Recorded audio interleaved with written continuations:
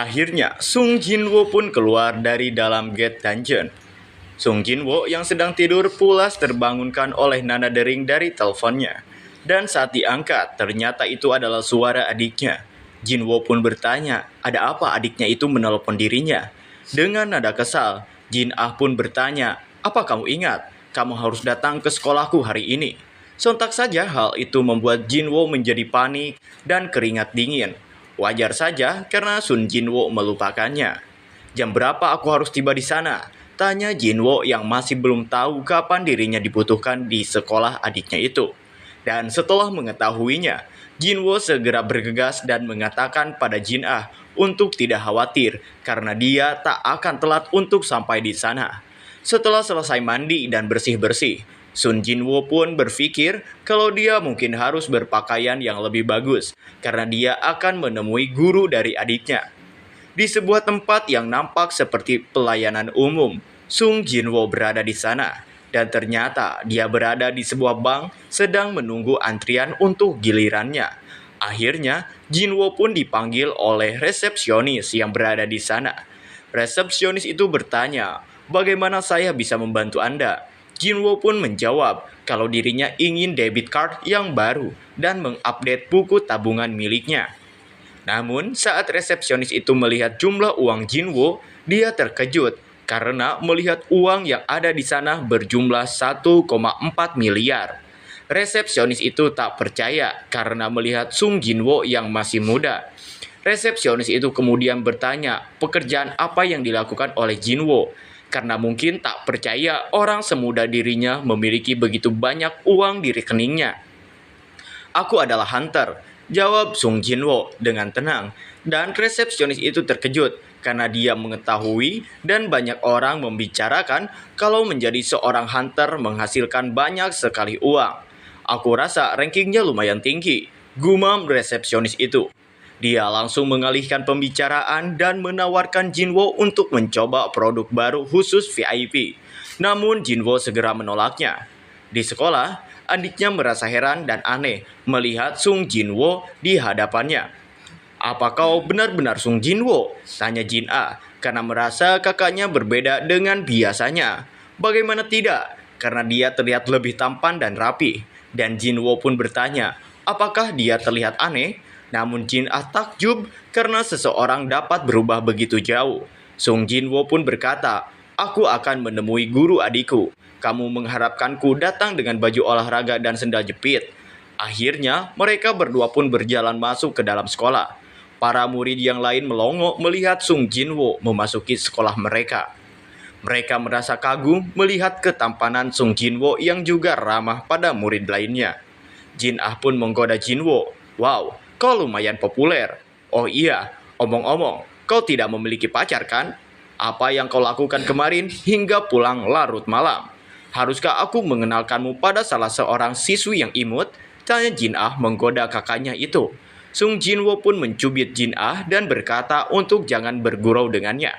Sung Jinwoo pun masuk ke dalam sebuah ruangan dan ternyata di dalam sana sudah ada guru Jin Ah yang menunggunya. Setelah berbasa-basi sebentar, guru itu kemudian mempersilahkan Jinwoo untuk duduk. Dan meskipun Jinwoo adalah alumni dari sekolah ini, dia baru pertama kali melihat guru ini di hadapannya. Guru itu mengatakan pada Jinwoo untuk tidak perlu khawatir tentang Jin Ah, karena dia adalah seorang yang baik dan memiliki watak yang baik juga. Dan dia adalah siswa teladan dan membuatnya tak perlu khawatir. Guru itu kemudian bertanya, apakah Anda tahu bahwa Jin Ah sedang mengincar kuliah kedokteran? Dan Jinwoo pun menjawab kalau dia mengetahui hal itu. Dan gurunya mengatakan kalau dia yakin jika Jin Ah akan diterima. Aku dengar Anda bekerja sebagai hunter. Tanya guru itu mengalihkan pembicaraan. Dan Jinwoo menjawab iya. Kemudian guru itu bertanya lagi, apabila Jin Ah menginginkan memiliki kemampuan, dapatkah Anda mengizinkannya menjadi seorang hunter? Sontak saja, Jinwoo dengan tegas berkata kalau dia akan menolak dan melarangnya. Guru itu menghela napas lega dan berkata kalau itu sesuai dugaannya. Guru itu kemudian memberikan alasannya menanyai Jinwoo mengenai hal ini.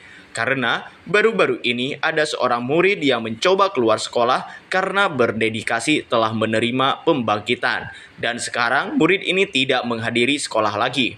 Apabila ini terus terjadi, sekolah tidak memiliki pilihan, kata guru tersebut. Namun, karena dia tidak mengetahui apapun mengenai pemburu, itu sebabnya dia menanyakan hal itu pada Jinwo. Sung Jinwo pun bertanya, ranking apa yang diterima siswa itu? Dan gurunya pun menjawab kalau itu adalah ranking terendah. Saat mendengarnya, Jinwo pun bergumam, kalau cepat atau lambat dia akan mati karena peringkat E. Guru itu pun kemudian berkata kalau dia ingin meminta tolong dari Jinwo karena murid ini adalah teman dari Jin Ah. Dapatkah kamu membantu berbicara padanya sehingga setidaknya dia mengikuti kelulusan? Tanya guru itu mencoba meminta tolong. Jinwo sedikit terkejut saat guru itu menyebut murid yang dibicarakannya adalah teman Jin Ah. Dia adalah seorang murid perempuan bernama Han Song I. Kata guru itu membuat Jinwo kembali terkejut. Setelah semua itu, Sung Jinwo terlihat seperti sedang menunggu seseorang. Sambil bergumam, Sung Jinwo merasa kalau Korea memanglah kecil. Lalu, saat seorang gadis menggunakan hoodie terlihat berjalan ke arahnya, Jinwo berkata kalau dia sudah menduga kalau orang di hadapannya adalah Han Song I. Gadis itu terkejut. "Tuan, kenapa kamu ada di sini?" tanya gadis itu pada Sung Jinwo yang menunggunya. Han Song I sedikit bingung karena hunter yang ingin dikenalkan oleh gurunya adalah Sung Jinwo. "Apa yang terjadi?" tanya Han Song I. Namun Sung Jinwo menunjukkan foto dirinya dan Jin Ah. "Apa kamu berteman dengannya?" tanya Jinwo. Han Song I akhirnya tahu kalau orang di hadapannya adalah kakak dari Jin Ah. "Kamu adalah kakaknya Jin Ah. Aku bahkan pernah ke rumah sakit dengannya sekali, tapi aku tidak pernah melihatmu," kata Han Song I. Kemudian bertanya kembali, "Apabila kamu adalah kakak Jin Ah, bagaimana bisa kamu mengenal guruku?" Dan Jinwo menjawab kalau dia tidak seberapa mengenal gurunya itu. Han Song I menjadi sedikit cuek karena dia mengatakan kalau dia tak tahu apa yang dikatakan gurunya itu pada Jinwo. Namun dia tak berencana untuk kembali ke sekolah dan juga tidak berencana untuk keluar dari profesinya sebagai hunter. "Kamu adalah seorang ereng kan?" tanya Jinwo. Dia kemudian menjelaskan kalau sekarang serangan biasa tidak akan berguna pada monster dan perlu menggunakan senjata yang mengandung sihir. Dan jika membeli senjata-senjata itu akan rusak dengan cepat dan memaksanya untuk membeli lagi. "Ini bukan bisnis yang menyenangkan," kata Jinwo yang mengakhiri penjelasannya. "Jadi apa kamu berencana bertarung dengan tangan kosong? Kamu tidak bermimpi menjadi hunter hanya karena kamu mendapat uang dari tim penyerang kan?" tanya Jinwo. Hal itu membuat Han Song I menjadi sedikit kesal dan meminta Jinwo untuk menghentikan ocehannya karena Jinwo juga adalah seorang ereng. Jinwo pun tersenyum dan bergumam kalau gadis ini cukup keras kepala. "Jangan khawatir, aku tidak berencana memaksamu untuk berhenti," kata Jinwo membuat Han Song I terkejut karena susah untuk menerima kenyataan dengan mata kepala sendiri bahwa ini dunia yang dingin dan kejam. Gadis itu kemudian bertanya untuk apa Jinwo ada dengannya sekarang, dan Jinwo menjawab kalau itu untuk membuatnya menjadi hunter yang hebat. Di bandara, seseorang baru saja selesai landing dan merasakan suasana yang berbeda. Pria itu berkata kalau dirinya mengunjungi Korea Selatan lebih cepat dari perkiraannya.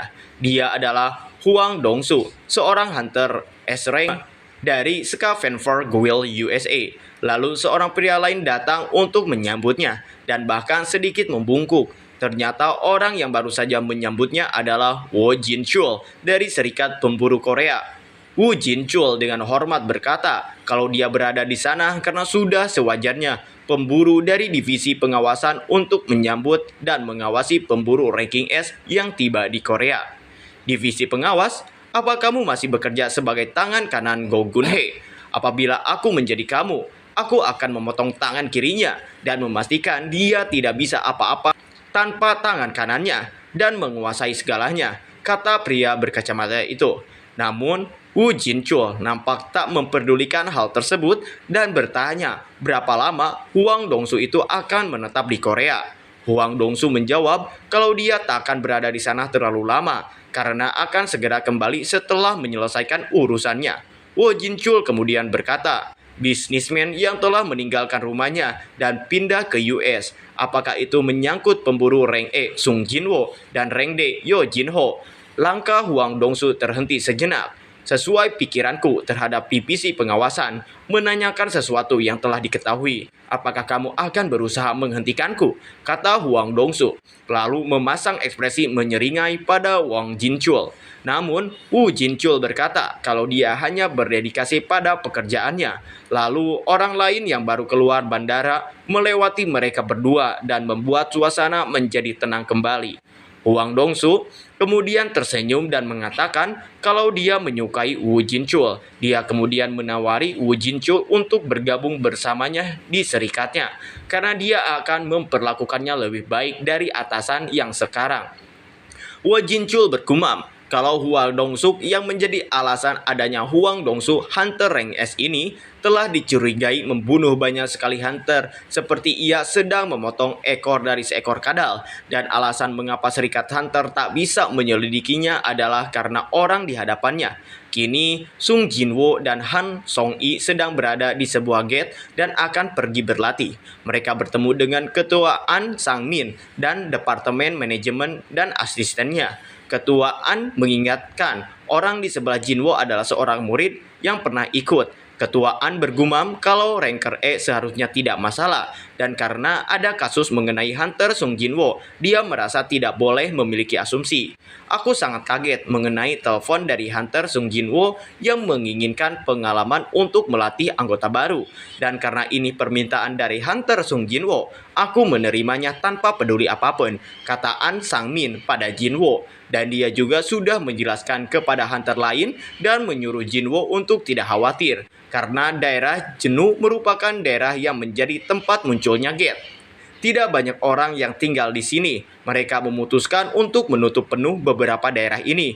Ketua An bergumam kalau mungkin Jinwo tertarik dengan Serikat Harimau Putih dan merasakan pengalaman melatih anggota baru sangatlah baik. Ketua An kembali mengatakan kalau kebetulan sebuah gate rank C telah terbuka. Namun saat akan menjelaskan lebih lanjut, hunter lain memotong ucapan ketuaan dan menyuruhnya untuk berhenti berbincang. Kita di sini tidak untuk berpiknik, kata hunter itu dengan arogan, kemudian pergi meninggalkan Jinwo dan yang lainnya. Siapa itu? Tanya Jinwo pada ketuaan. Ketuaan menjawab kalau dia adalah ranker A baru mereka, dan tampaknya dia tersinggung ketika mendengar ketuaan menerima permintaan Jinwo. Namanya adalah Kim Chul, dan seperti yang Anda lihat, dia adalah sebuah tank, kata ketuaan.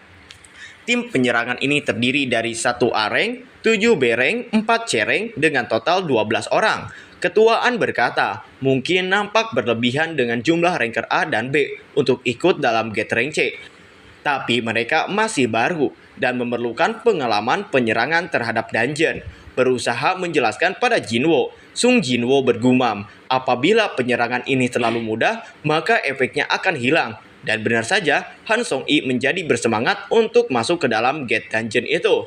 Tidak mungkin dia menyadari perbedaan dirinya dan pemburu lain. Seberapa tidak bergunanya seorang Hunter E, rank gumam Jinwo.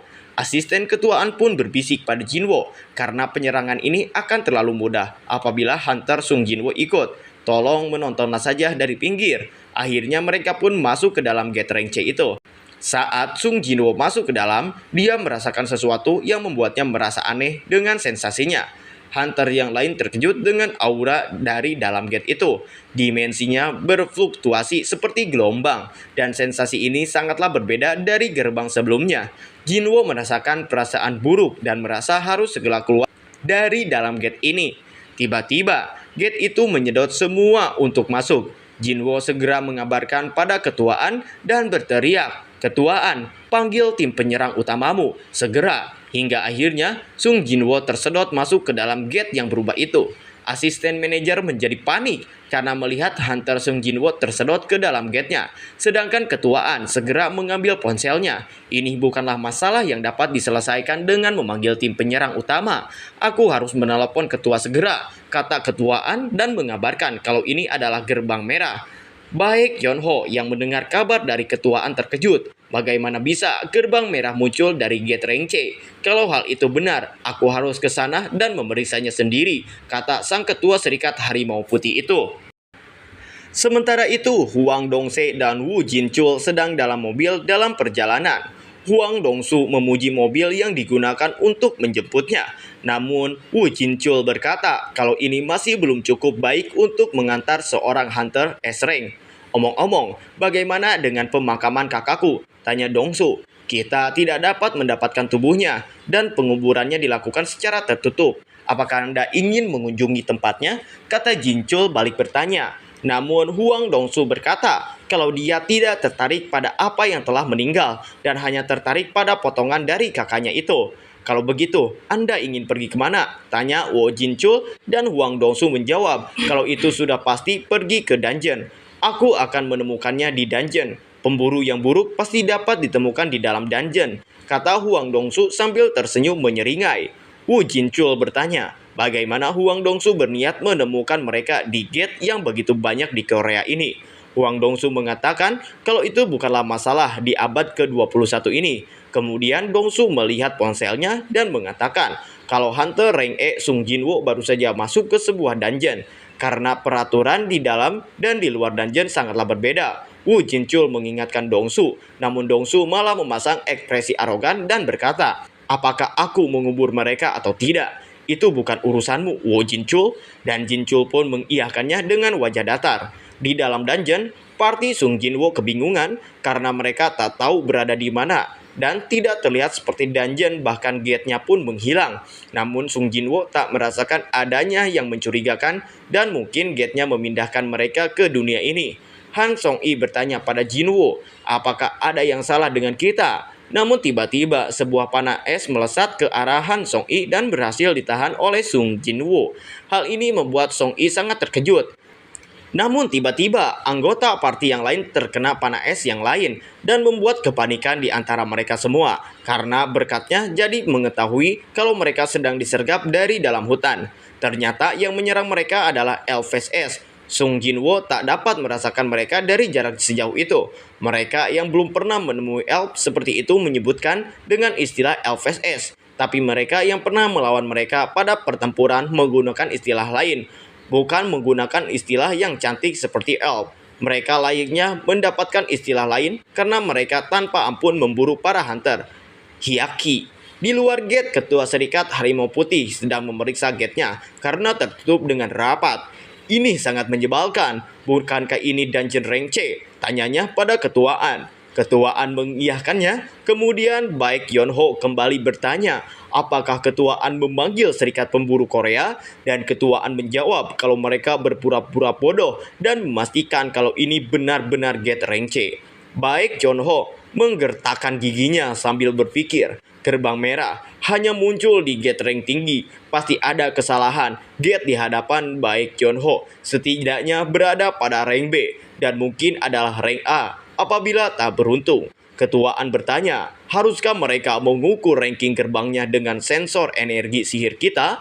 Namun Baek Yonho menjawab kalau energi sihir akan berhenti mengalir saat gerbang menjadi merah dan saat ini menjadi tak berguna. Dengan kondisi seperti ini, kita tak dapat mengetahui apa rankingnya, kata Baek Yonho. Berapa banyak anggota kita yang masuk dan berapa dari mereka yang memiliki rank tinggi? Tanya ketua serikat Harimau Putih itu. Ketuaan menjawab kalau 12 orang telah masuk dan Hunter rank A Kim Chul sebagai kapten dan 7 pemburu rank B.